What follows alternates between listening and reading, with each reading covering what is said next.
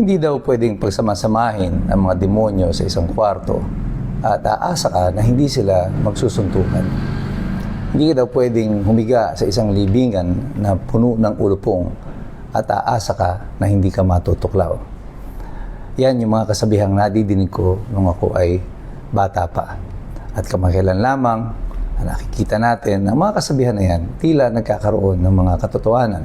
Kagabi, bumulaga sa sambayan ng Pilipino ang isang video mula kay Martin Romualdez na tila sinasabi na niya at nagtuturo na siya na hindi siya ang may pananagutan dito na sa mga naganap na nakawan sa flood control.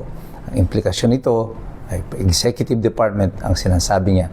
Although hindi niya binabanggit ang pangalan ni Marcos, definitely when you mention Executive Department, that goes all the way to Ferdinand Marcos. Anong nangyari? Bakit parang tila nagigiba ng unti-unti ang pader ng Malacanang? Pag-usapan po natin yan. Ito po muli si Attorney Michael Perario. Well, actually, kung matatandaan ninyo, nung Mayo pa lang, after ng election last year, sinabi ko na noon na yung cracks sa pader ng Malacanang ay unti-unti nang lumalabas. Alam na natin ito. We have predicted that this is gonna happen. But this is the biggest part of the wall ng Malacanang that has so far fallen. Ito ay matagal ng ugong-ugong. Mga ilang linggo na ito na umuugong na nagkakaroon na ng misunderstanding dito sa kampo ng mga Romualdez at saka ng mga Araneta. Yung faction na ito na may control ng Malacanang. At a couple of days ago, just the other day, lumabas yung balita na tinanggihan ni Boying Rimulya yung application ni Romualdez to go out of the country. Kasi kailangan mo mag-clearance. Kung ikaw ay elected official and you're going out of the country, you need to have a clearance from the ombudsman. And Boying Rimulya denied it. I think for Martin Romualdez, this is already a signal that wala na to. Kumbaga, talo-talo na. So, nagsalita na siya. At inaasahan natin, marami pang mga sasabihin yan.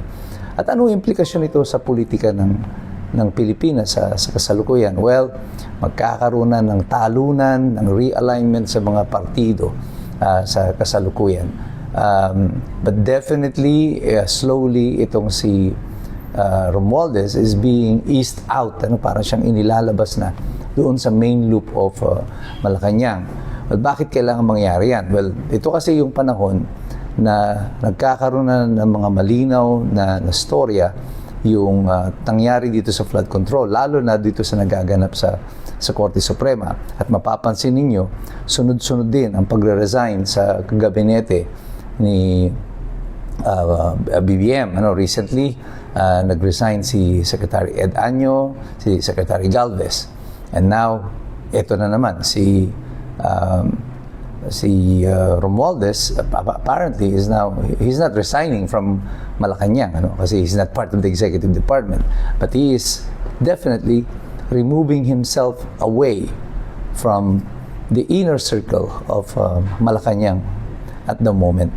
So, yung rift na ito would have to reverberate all the way to the House of Representatives. Magkakaroon ito ng effect, whether they like it or not. Gusto man nila itong itago o hindi, magkakaroon ng adverse effect yan. But there will still be a ruling majority in the House. But it will definitely be weakened. Magkakaroon na kasi ng hiwa-hiwalay na faction. And it will also translate hanggang sa ibaba. Kasi sa ibaba, although they are part of the majority party, pati mga local party sa baba, mga local officials, hiwa-hiwalay din sila ng mga partido. So, magkakaroon yan ng negatibong effect insofar as the solid political alliances are concerned. And this is exactly what we have predicted as early as last year na sinabi ko na that yung cracks na ito sa pader ay unti-unting lalabas at palaki ng palaki yan at ngayon padalas ng padalas na nakikita nating pagbagsak, pag-reshuffle ng mga tao, alliances are being broken, it is being reshaped. At magpapatuloy pa yan habang tumitindi at umuugong ang mga balita ng naghahanap kung nasaan si BBM, nasaan ang pera. At kung siya na nga ba o si BBM pa rin ba still itong nakikita ng taong bayan na humaharap sa TV at sa mga interview. And these are legitimate questions na ipinopose ng taong bayan ngayon. And itong sina Zaldico, sina Martin Romualdez will be in the best position to answer all of these questions. And we hope na yung paghihiwa-hiwalay na ito ay mag-produce ng katotohanan at ng mas malalim pa na kasinungalingan. Yung iba nagsasuggest na baka this is a diversionary tactic. At this time, I don't think it is.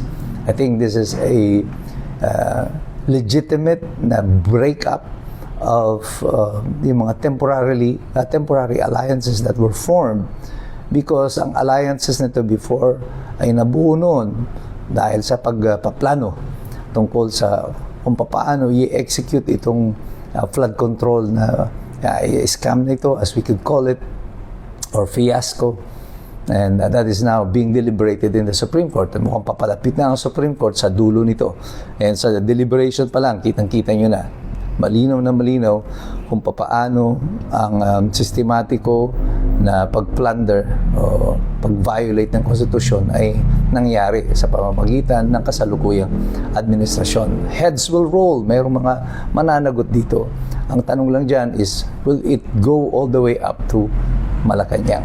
But definitely, we are now in the exciting portion of this saga na sinasabi natin, eto na tayo, papalapit na tayo sa mga pinaka-exciting na bahagi. Exciting not in a good way because yung bansa natin po eventually talaga ang mananagot dito. It is exciting because unti-unti nahahayag po ang katotohanan na actually alam na natin lahat. We just don't have the proof yet. But basically, everybody knows that what's going on. And now, eto na, unti-unti nang nahahayag sa sambayan ng Pilipino ang katotohanan. At nangyari din po ito because kayo po mismo, mga tao, mga mamamayan, patuloy po na hindi natutulog. You continue to engage, you continue to participate, at patuloy din tayo magsisipag-aral. Kasi alam natin, mahirap makialam ang taong walang alam. God bless you. God bless us all. Mabuhay ang Republika ng Pilipinas. Kapit lang bayan.